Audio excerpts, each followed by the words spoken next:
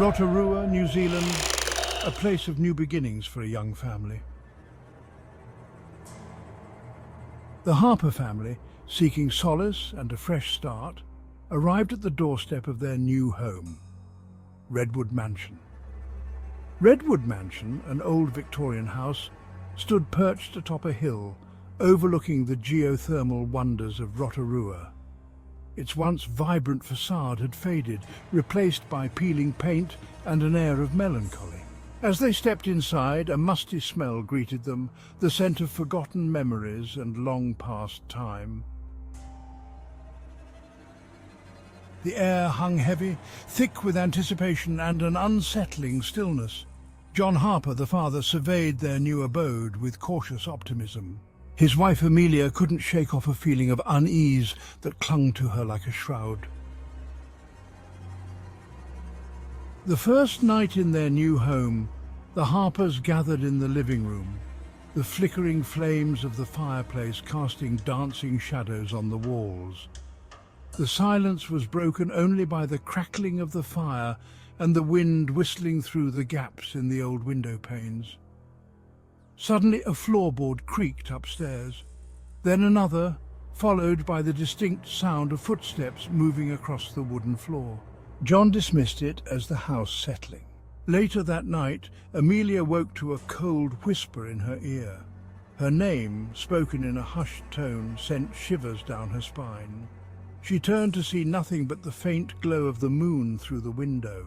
The next morning, young Lily Harper swore she saw a man in the hallway, his face obscured by the shadows.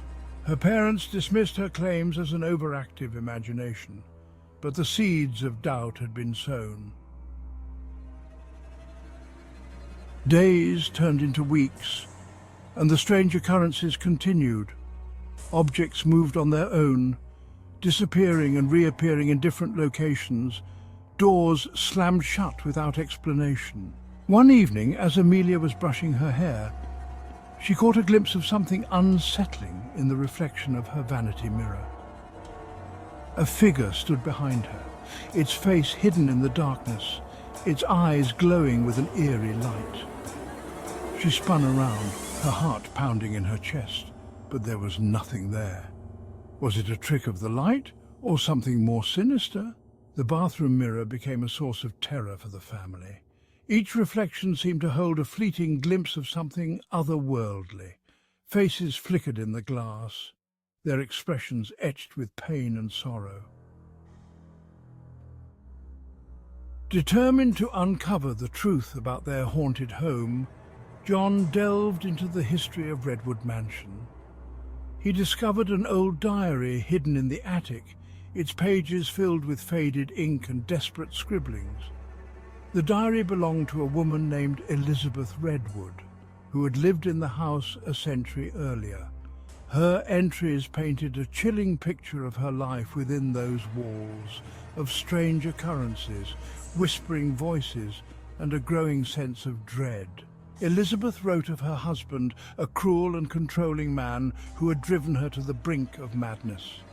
She detailed his descent into paranoia and violence and her own fear for her life. As John read on, he realized with growing horror that the events described in the diary mirrored their own experiences. Were they reliving the nightmare of the Redwood family? The Harpers were living a waking nightmare. Each day brought fresh horrors. Each shadow seemed to hold a lurking presence. They were trapped in a cycle of terror, forced to relive the tragic events of the past. Lily's visions intensified. She now saw children her own age, their faces pale and gaunt, their eyes filled with a haunting sadness. They reached out to her, their voices echoing through the halls, whispering of their pain and their longing for peace. Amelia was tormented by visions of Elizabeth Blackwood, her eyes filled with a mixture of fear and pleading. She felt Elizabeth's pain, her desperation, her inability to escape the confines of the house. Redwood Mansion was no longer just a house. It was a prison, holding both the living and the dead captive within its walls. Driven to the edge, John sought answers from the local Maori elders. They listened patiently to his tale, their faces grave. They spoke of a curse, a dark entity tethered to the land, feeding on the pain and suffering of those who resided within its grasp. The elders revealed that Elizabeth Blackwood, driven to despair by her husband's cruelty, had taken her own life within the walls of the manor. Her husband, consumed by guilt and madness, followed soon after. Their deaths, fueled by rage, despair, and a deep-seated hatred, had stained the land, creating a vortex of negative energy. The spirits of Elizabeth, her husband, and all those who had suffered within the house were trapped, forced to relive their torment for eternity. The Harpers were not just experiencing echoes of the past. They were living it, caught in a repeating loop of tragedy, their fates intertwined with the tortured souls of the Redwood. As the Harpers delved deeper into the history of Redwood Mansion and the curse that bound it, they discovered a horrifying truth. Their own family history was intertwined with the tragic events of the past. John learned that his great-great-grandfather, a cruel and ruthless businessman, had been responsible for the financial ruin of Elizabeth Redwood's family. His actions had driven her husband to desperation, ultimately leading to the chain of events that culminated in the curse. The Harpers were not just random victims, they were bound to Redwood Mansion by the sins of their ancestor. The spirits of the past had called them there, seeking retribution for the wrongs inflicted upon them. The weight of their family's past pressed down on them, a tangible reminder of the darkness that lay at the heart of their lineage. They were not just fighting for their own survival, they were fighting to break a cycle of pain and suffering that had spanned generations.